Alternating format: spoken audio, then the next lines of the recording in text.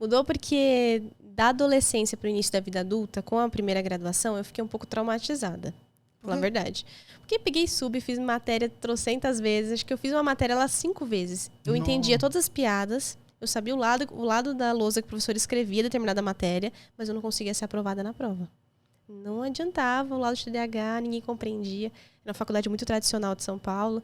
Então, assim, eu falava, gente, eu não vou conseguir ter carreira acadêmica se eu continuar nessa montanha-russa que eu estou nos estudos. Então, por conta da falta do laudo do autismo e de não entender muitas questões sensoriais, eu falava, gente, eu não dou conta de trabalhar todos os dias, de fazer essa jornada de trabalho. Eu não vou ser boa profissional. Não dá conta para o mercado de trabalho. Como é que eu vou fazer isso? Então, eu tinha muitas questões existenciais durante a graduação de não me considerar boa profissional.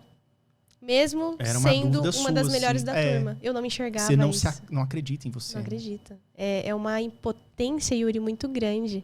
Você olha o outro cara da turma que só brinca, que só bebe, que só vai em festa, de repente consegue uma vaga. E eu nunca passei numa entrevista formal. Sabe? Então, eu trabalho numa boa equipe cirúrgica hoje em dia em São Paulo, uma das melhores, enfim. Por muito tempo eu achei que eles tinham me contratado por dó. Olha isso. Eu tenho essa impressão também. Porque eu falo, não, gente, eles me viram lá. E aí, olha como é que eu fui contratada. Eu vi eles numa sala cirúrgica, vi o procedimento, me encantei. Cheguei na porta e falei, posso assistir? Aí o médico, pode, entra, tal, né? Eles gostam de estudante que é curioso, né? Curioso. Achou que eu ia ficar uma vez só, né? Aí eu comecei limpando o chão, arrumando tal coisa, deixando o material pronto pra eles. Porque eu era funcionária do hospital, não deles, né? E aí, toda vez que eles chegavam, eu posso assistir? Aí eu entrava lá. Até gostar da área, me aproximar, fazer fazer residência nessa área e voltar pra trabalhar com eles. Que legal. Então, assim, quando eu mostro na prática o que eu sei, quando eu tenho chance de falar o que eu gosto, consigo me expressar. Agora, chega na entrevista de emprego, o que você se identifica mais? Um leão ou uma tartaruga? O quê? Como assim? O que tem a ver uma coisa com a outra? Ai, que coisa idiota. O que você se imagina daqui 5 anos, 6 anos? Eu falei, gente, eu não tenho ideia. Eu tenho muitos planos, mas... Tem umas perguntas tão idiotas. Eu vou falar aqui. Quando eu era estagiário, eu fui numa eu me contive empresa... agora. É idiota, velho.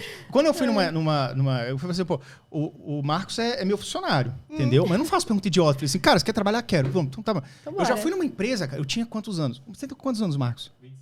25. Eu tinha 21. 21 ou 22. Era no BRB, cara. No Banco de Brasília. Vixe. Lá no último andar. Aí eu fui na entrevista, achando que a entrevista normal. Eu falei assim, aí eu tinha que preencher um questionário lá de 30 páginas. Eu tava de saco cheio daquele negócio. Eu ficava desistindo já da vaga. Aí tinha uma pergunta que era assim, quando você senta, você coloca as pernas pra frente, do tipo em L, assim, ou você bota as pernas atrás, assim, as perninhas, tipo como se fosse assim, as perninhas dobradas pra trás, debaixo da cadeira. Impulso. Impulso, né? O que isso tem a ver com a vaga, cara? Eu olhei assim pro cara, eu não acredito. Foi a única vez que eu fiz uma entrevista idiota dessas, depois não mais dos empregos que eu tive. Mas eu falei, e era só pergunta idiota, essa aí era a primeira. Era a primeira das que vinha. Pô, não tem nada a ver isso, cara. Isso não quer dizer nada. Quer dizer o quê? Eu fui pensar, dá vontade de perguntar assim pro cara, tá, beleza, qual que é a resposta certa? Se eu botar a perna pra frente, significa que eu sou um mau caráter? Se eu botar pra trás, significa que eu sou psicopata? Assim? Porque qual é a pergunta certa, cara? Porque isso não faz o menor sentido pra mim. E aí, assim, eu sempre barrei entrevista de emprego. Gente, um caos. E você teve esses problemas? Assim, putz, demais. Conta mais alguma coisa. E na área da saúde, assim, todo mundo é muito formal, né? Agora tá melhorando um pouquinho, o pessoal tá mais desconstruído e tal. Mas chegava lá, tal, mas você já fez iniciação científica? Tá. Tem curso? Tá. Sabe mexer em tal máquina? Tá. Agora conta pra mim, você planeja ter filhos? Relacionamento. O que você poderia contribuir pra empresa? E eu não sabe nem tinha aí, que empresa que eu só quero um estágio, alô, 18 anos. Então, assim, você nem sabe o que responder, cara. Não sabe. Eu falei, olha, moça, eu preciso dessa bolsa aqui. Eu preciso desses R$500. E você precisa do funcionário. Vamos trocar coisa juntar, aí? É um escambo. Você me dá o dinheiro, eu te dou o trabalho. E aí, o que isso acarretava pra mim? Fui no estágio, fazia tudo pra ser aprovada pela empresa, estudava a história da empresa, não passava. Chegava em casa... Tá vendo? Não tô no lugar certo.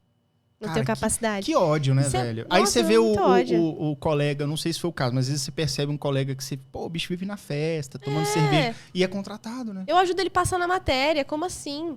O cara foi contratado e eu não, né? Gente, isso não é inveja, tá? Mas é que o mercado de trabalho é um pouco complicado para isso, para você se colocar.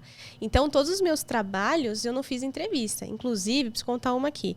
Quando eu era bem adolescente, o Gabriel já trabalhava em cursinho pré-vestibular em São Paulo. E eu precisava de emprego. Era professor ou monitor? Plantonista. Plantonista, entendi. E eu falei, não, a gente, né, universitário não tem dinheiro para nada, né? Eu falei, não, preciso trabalhar também e tal. Fui atrás desse cursinho, marquei a entrevista. E o cara furou no dia comigo, na entrevista. Eu falei, caramba, né? Enfim, todo atrapalhado lá. Falei, bom, entendi que era uma mensagem do destino. Eu falei, não vou fazer entrevista, tranquilo, né? E aí eu precisava fazer uma prova, porque eu ia ser plantonista de biologia. Logo, eu tenho que provar que eu sei alguma coisa de biologia para ensinar para os alunos, né? Para ajudar eles.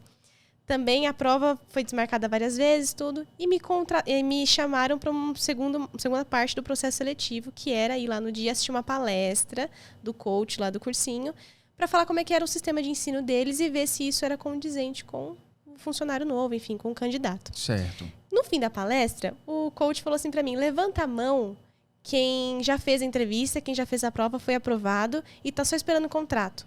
Eu tava viajando, Yuri. Levantei a mão.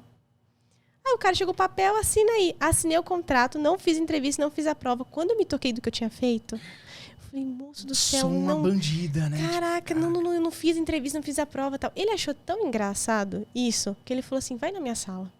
Ele falou, o que você faz? Eu falei, eu faço biomedicina e tal.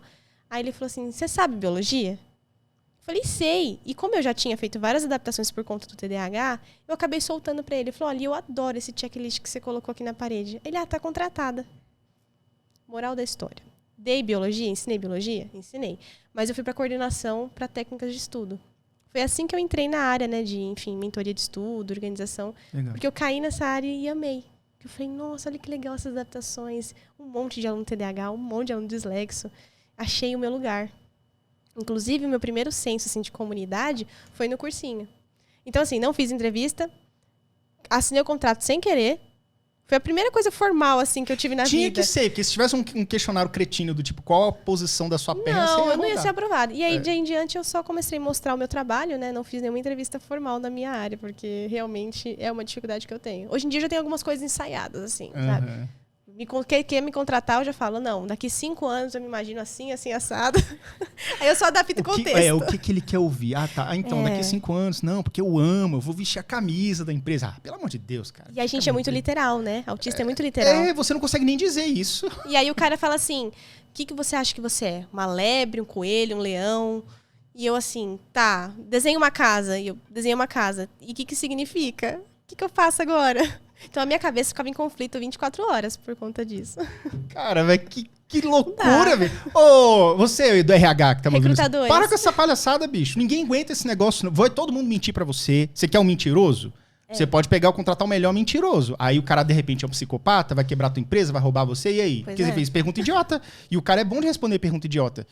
Entendeu? Aí, por exemplo, Ellen, que tava aqui, que manda bem pra caramba nas coisas... Aí você pergunta pra ela, vai falar, cara, eu tô aqui pelo dinheiro, tá ligado? Tipo, mas eu vou trabalhar pra você, tá ligado? Preciso trabalhar, sinceridade a 1000. Tá certo, cara.